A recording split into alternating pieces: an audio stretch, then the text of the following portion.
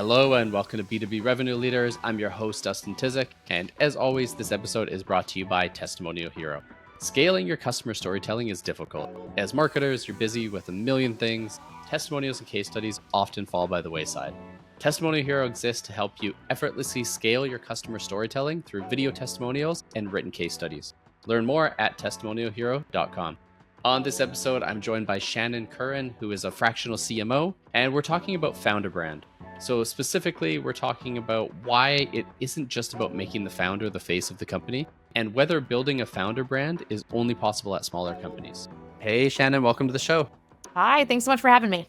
Yeah, thanks for being here. We're going to talk about, I guess, a phrase that is out there a lot, but people might not understand, which is the concept of a founder brand. So maybe let's actually just start there for people and let's define what that actually means when people say it.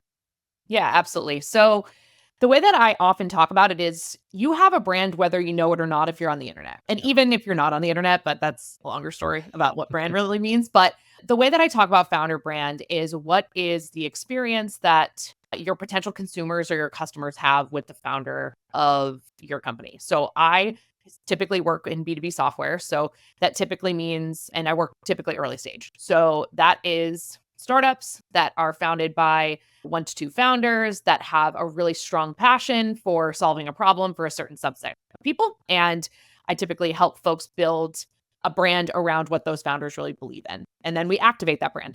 It's not really actually a new concept. It's something that people have been doing for a long time, but you definitely start to hear it a little bit more. I know Dave Gearhart wrote a book about it, right? There's definitely folks that have made this really popular, but I definitely think it's something that's becoming a really important part of the marketing mix, especially for early stage companies. Yeah, and is this mostly making the founder kind of the face and voice, or more so taking their kind of thoughts and concepts and putting them out on behalf of both the founder and the company? Like, I'm curious how much it is shining a spotlight on the person or more than that.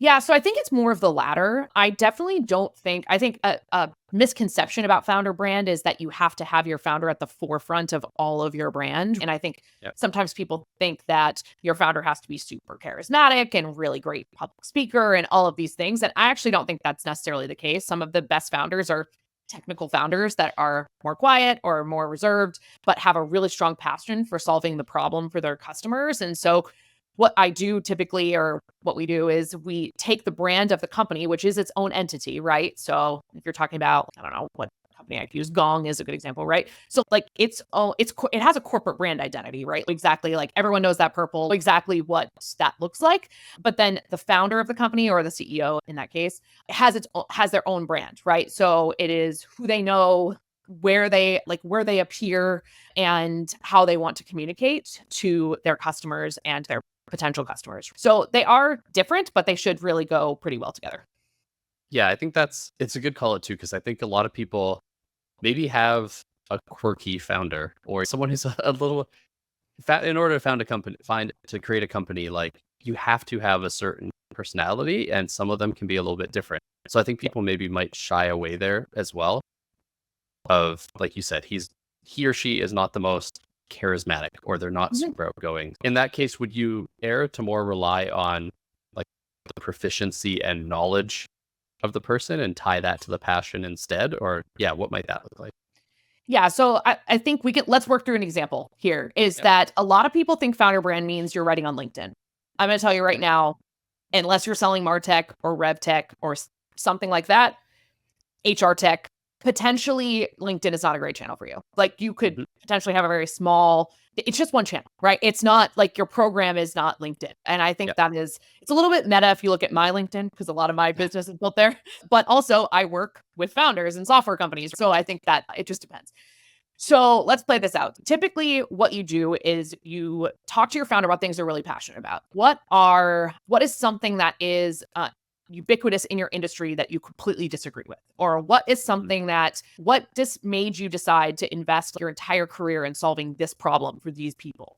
Like so all of the unique things about their perspectives, and you build that into sort of a fact base, right? Which is all of the things that they believe and the things they stand for, the way you would do with a brand architecture, right? Very similar. And then you take a look at what are the channels that this person is really proficient in. So are they a great writer? Are they actually really good on audio? Are they really good on video? Are they really good in traditional media? That's pretty common.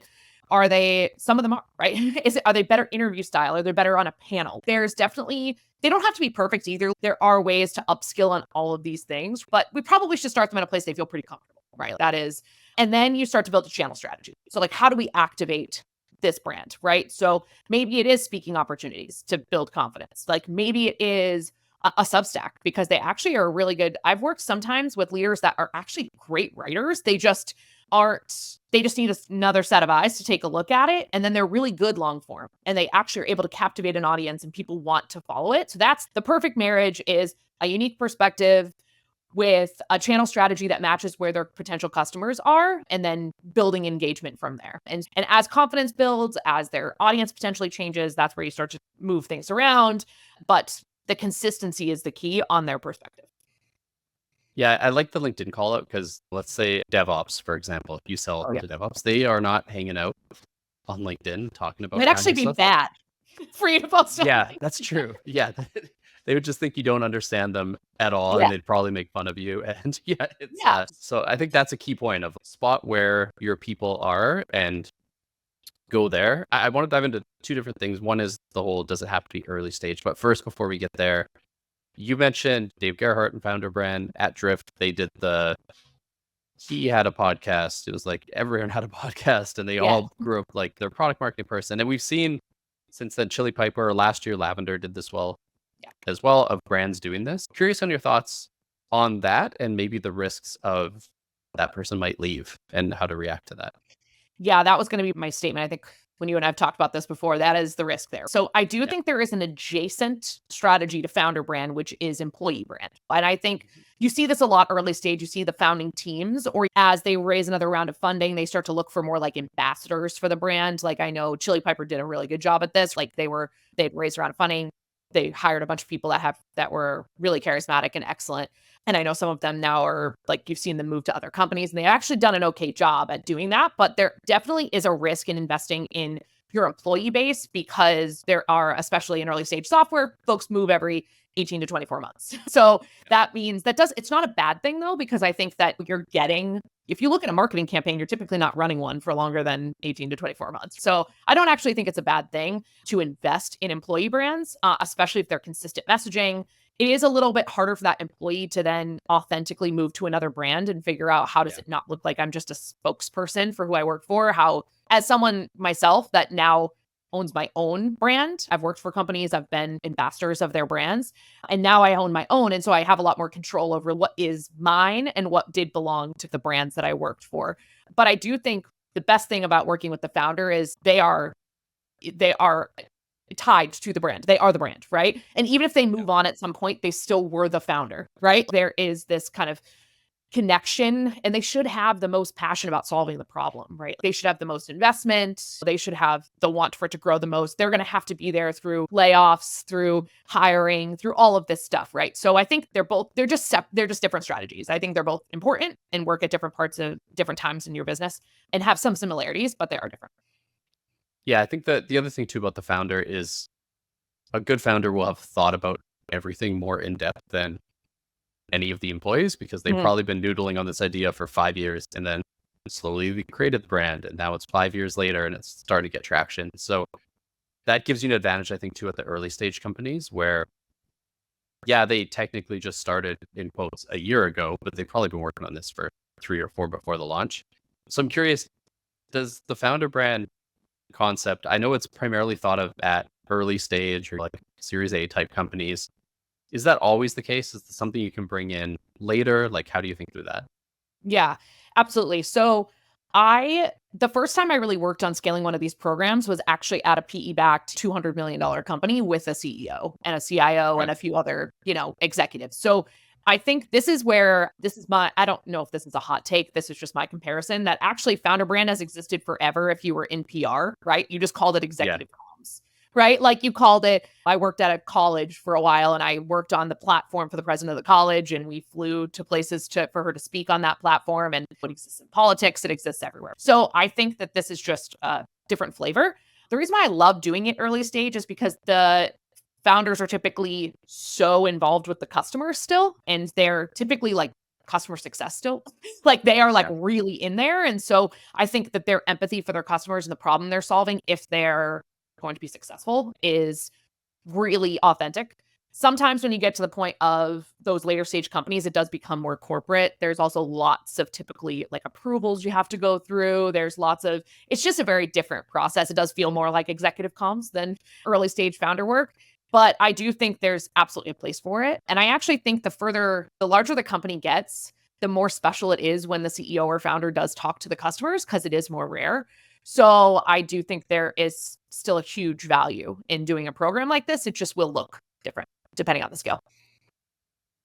Yeah, even at those larger companies too, it doesn't always have to be speak to customers en masse type thing. Like I remember just an example here. I've never purchased Gainsight. I like their product. I've just never purchased it because I've worked in companies where it was a little bit too expensive. But I remember I got invited to one of their dinners where their founder was basically just on a roadshow, traveling around, hosting customers and potential buyers, taking the time to sit down and actually talk. And that's another way.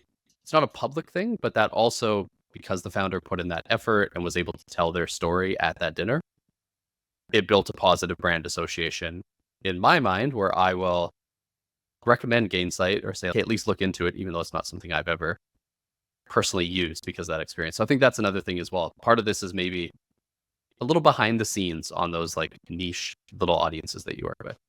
Absolutely. That goes back to my conversation around channels, right? So I most recently was a VP of marketing at a Series A MarTech company, and we did something very similar. I literally just sent our CEO around the whole country.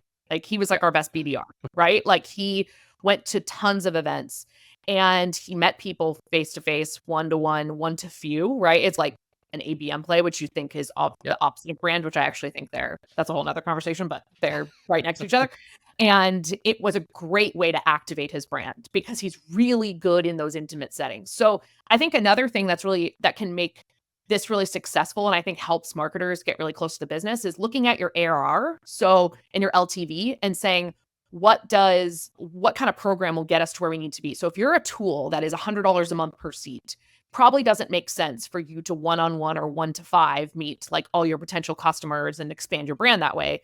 You probably do need to work in a more like PLG model, building community, building virality.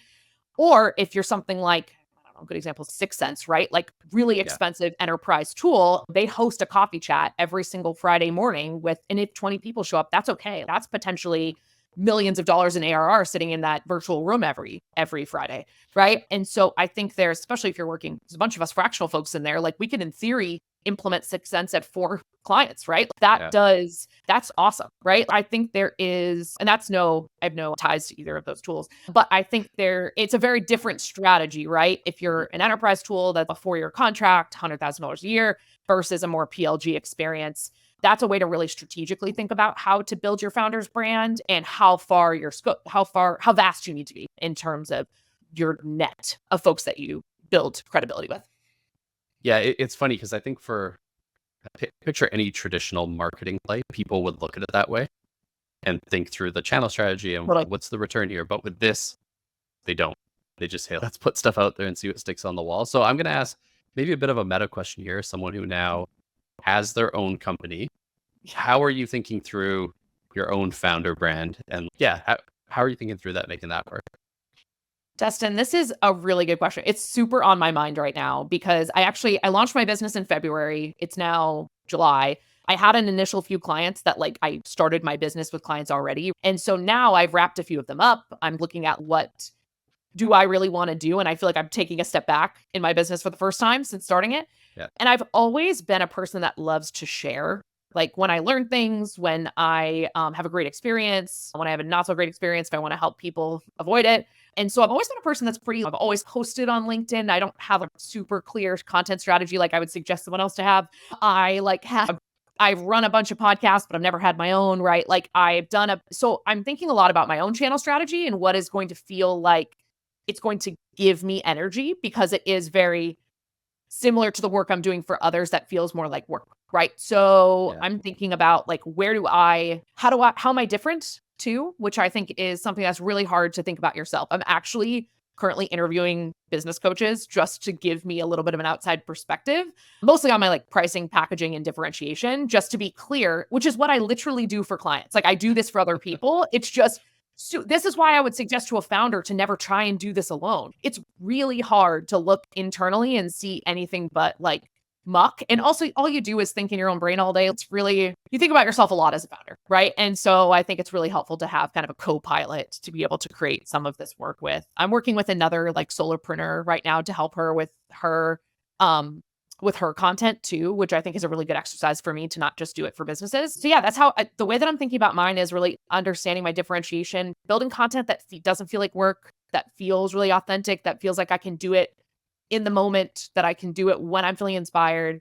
And then I am working on something that's going to be a little larger and more episodic that I think will be good for my business. I guess I can say it here, I'm going to start a podcast. I'm putting it out there so that I have to do it. There's no turning back. Yeah. Working for yourself is so easy to be like, well, I'll do that tomorrow. You know what I mean? It's so easy to do that. Yeah. So I don't have a client deadline. I don't have an invoice, right? I have to do that for myself, right? So I think it is definitely harder to do it for myself than it is for others, for sure.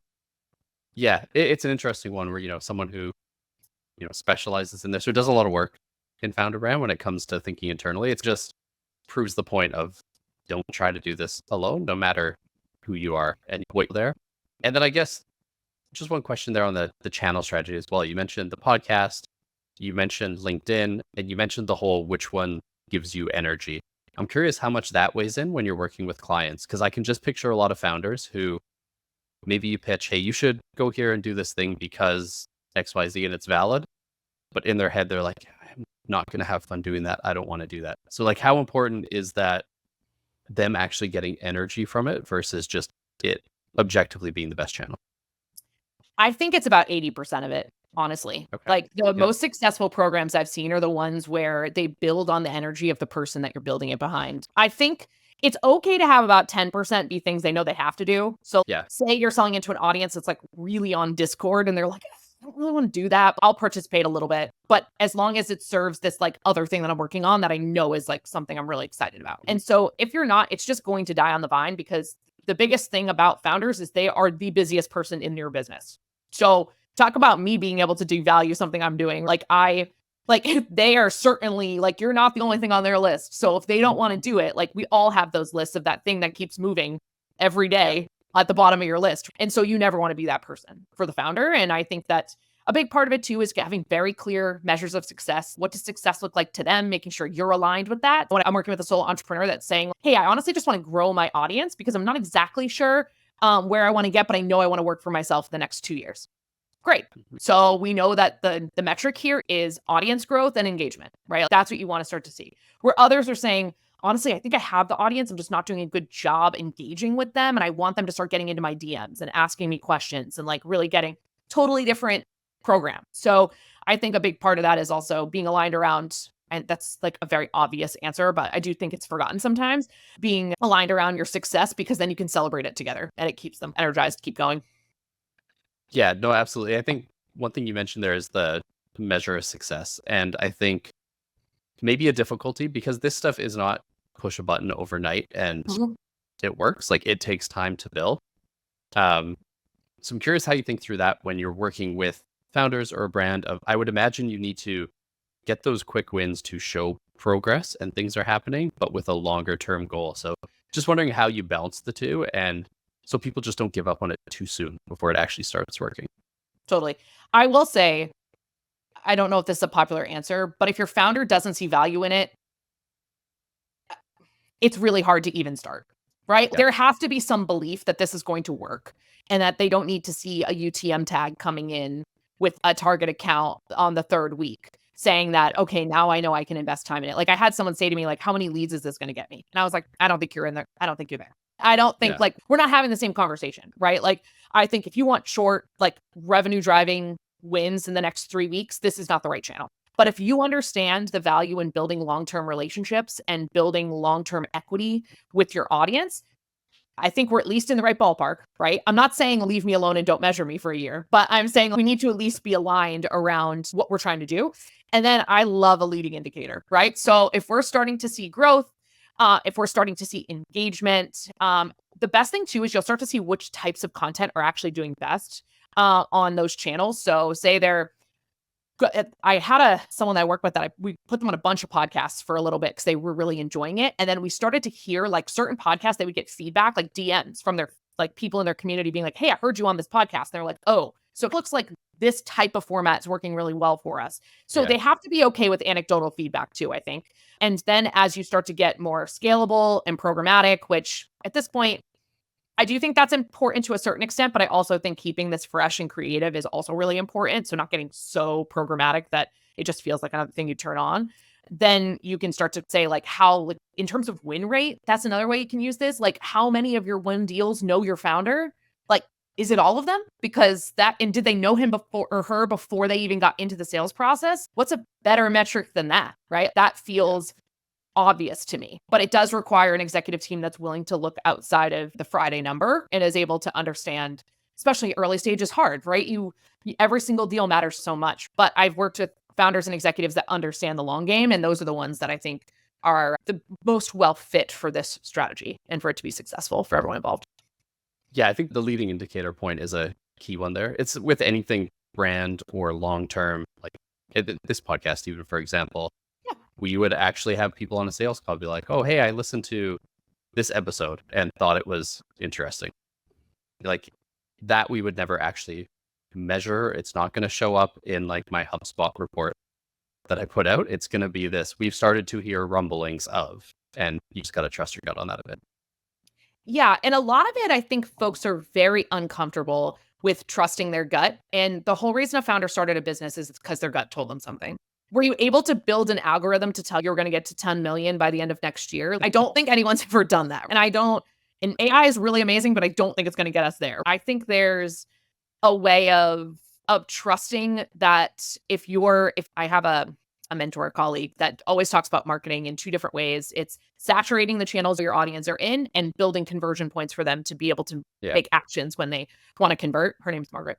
But I think that first step, if your executive team is not bought in, that's a part of marketing, then you're going to have a harder time. So I think it's trusting your gut. You knew you were solving a great problem at the beginning. And if you really know that, continue to build on it and let your team be creative. Right. I think people are afraid of that now because you can't measure creativity because we're so hyper obsessed with measurement. And I think it is definitely, you're watching the companies that, what is it? Audience Plus just made a documentary. You know what I mean? Like I don't know if that was the right thing to do. I think it's an interesting thing, but it is something different. No one else is doing it. And I noticed it. I'm looking at it. I'm like, oh, that's pretty cool. Like I'll watch that. I think that's something that a lot of companies are a little insecure about right now, but I think it's worth it for sure. Yeah, I also think that's like a B2B thing too. Like you see in B2C, they do all sorts of wild marketing plays that they're putting out there to test and try and everything. But yeah, we're in a different world for sure, I think. So I think we covered. Yeah, I know. We all think that sometimes. It's okay to say it out loud. That'll be the part you clip. I'm just kidding. Yeah, that's going to be the headline too as well. What are we doing here? So this is perfect. We can wrap with the episode title in mind. We are good to go. But Shannon, thanks so much. I know you talk a lot about not just Founder Brand, but a lot of different things. If people do want to connect, learn more, where should they go for that? Yeah. So my channel strategy is predominantly LinkedIn at the moment. I do share about a lot of the work that I'm doing with other B2B companies, with founders, with my experience with building teams. My business is mostly fractional VP of marketing leadership, as well as consulting and doing some project-based work with companies. But yeah, I would love to connect with folks. And yeah, you can find me on LinkedIn at Shannon Curran. So if you're looking to connect. Awesome. So we'll include that link to make it easy. But yeah, Shannon, thanks so much for joining me. I appreciate it. Yeah, thanks, Dustin. Have a good one.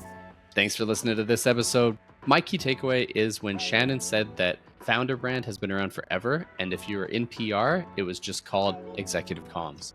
It just goes to show, while the medium and channels have changed, the strategy itself is proven and has been a focus for companies for years, especially larger companies. So sometimes it's just going back to those roots and, reinventing it a little bit with how things have changed. If you enjoyed this episode, feel free to leave us a review on Apple Podcasts or comment on the episode on Spotify. And as always, I'll be back next Tuesday with a new episode.